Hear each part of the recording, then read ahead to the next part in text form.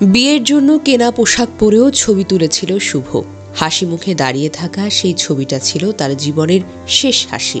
শুক্রবার বিকেলেই বসার কথা ছিল বিয়ের পিড়িতে বাদ আসরের পর, কিন্তু সেই যুবক বিয়ের আগের দিন রাতেই নিজের চায়ের দোকানের আড়ার সাথে শেষ করে দিলেন জীবন। প্রশ্ন জাগে, এটা কিভাবে সম্ভব? পটুয়াখালীর 10 মিনা উপজেলার ছোট্ট একটি গ্রাম, চারিদিকে উৎসবের আমেজ, বিয়ের সাজসজ্জা, আত্মীয় স্বজনের ভিড়, সব মিলিয়ে গ্রামটা যেন হয়ে উঠেছিল আনন্দের মেলা।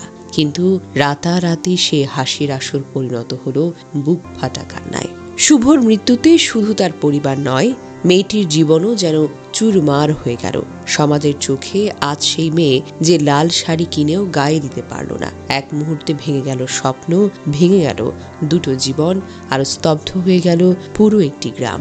জানা যায় 25 বছরের শুভদিন ইসলাম প্রবাসী নুরুল ইসলামের ছেলে। গ্রামে তিনি ছোট্ট একটি চায়ের দোকান চালাতেন। পারিবারিক আর্থিক সংকটের মাঝেই নিজের বিয়ে নিয়েছিল তার স্বপ্ন। আত্মীয় স্বজন বলেছেন, বিয়ের কেনাকাটা থেকে শুরু করে সাজসজ্জা সবকিছু নিজেই করেছে শুভ। বৃহস্পতিবার সন্ধ্যায় সবাইকে সঙ্গে নিয়ে হাসি ঠাট্টা আর নাচে গানে অংশ নিয়েছিল। কে জানতো কয়েক ঘন্টা পরেই দোকানের আড়ার সাথে থাকবে তার দেহটা। পরিবার খুঁজতে গিয়ে সে ভয়াবহ দৃশ্যের মুখোমুখি হয়। দ্রুত তাকে 10 মিনা উপজেলা স্বাস্থ্য কমপ্লেক্সে নেওয়া হলো। চিকিৎসক ডক্টর এইচ.এম. আলভি শুভকে মৃত বলে ঘোষণা করেন। শুভর দাদা আব্দুর রফ হাওলাদার কাঁদতে কাঁদতে বললেন, বিয়েতে ওর কোনো আপত্তি ছিল না, সবকিছুই তো নিজেই করেছে। গতকাল রাতেও তো সবার সাথে নাচ গান করছে। হঠাৎ যে কি থেকে কি হয়ে গেল আমরা কিছুই বুঝতে পারছি না। কনের বাড়িতে এখন কান্নার স্রোত। যে মেয়েটি শুভকে স্বামী হিসেবে বরণ করার স্বপ্ন দেখেছিল, আজ তার সব আশা রাতারাতি ভেঙে চুরমার হয়ে গেছে। গ্রামের মানুষ বলছে, মেয়েটির কপালে বিয়ের আনন্দ নয়, জুটল শোকার্ত এক নিয়তি। গ্রাম জুড়ে এখন শোকের ছায়া। যে উঠানে বরযাত্রার ভিড় হওয়ার কথা ছিল, সেখানে এখন আত্মীয় স্বজনের আহাজারি। বাদ আসরের সময় শুভর বিয়ের পিড়িতে বসার কথা ছিল, ঠিক তখনই চলছিল তার মরণ ঘিরে মাতম। তবে বিয়ের রাতেই নিজেকে শেষ করে দেওয়ার মতো ঘটনা যেন বিরল। শুভ কেন এমন করলো সেটা কেউ বুঝতে পারছে না। গতকালকেও যে ছেলে আত্মীয় স্বজন বন্ধুদের সঙ্গে হাসি ঠাট্টা নাচ গান করেছে, সে ছেলে নিজেই বিয়ের কেনাকাটা ও সাজসজ্জ গুছিয়েছে, সে হঠাৎ এমন করলো কেন? নাকি এর পেছনে কোনো অজানা কারণ লুকিয়ে আছে?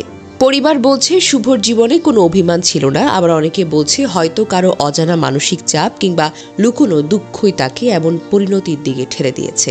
পুলিশ তদন্ত করছে, কেন এমন করলো সেটাই এখন সবচেয়ে বড় প্রশ্ন। কিন্তু সব বিশ্লেষণ, সব রহস্যের মাঝেও সবচেয়ে মর্মান্তিক সত্য কথা হলো মেয়েটির কপাল। যে লাল শাড়ি পরে শুভকে বরণ করার জন্য উন্মুখ ছিল, সেই শাড়ি একবারও পরতে পারল না। যে উঠোন সাজানো হয়েছিল আলোকসজ্জায়, সেখানে আজ ঝুলছে কালো শোকের পতাকা।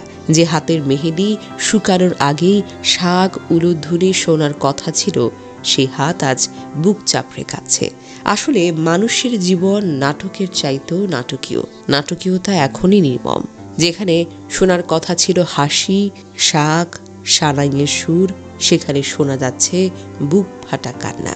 যে ঘরে নববধূকে বরণ করার আয়োজন ছিল, সেই ঘরে আজ শোকার্ত মানুষের ভিড়। হায় রে জীবন! যে রাতটা হওয়ার কথা ছিল আনন্দ আর উৎসবের, সে রাতটাই হয়ে গেল কাল রাত।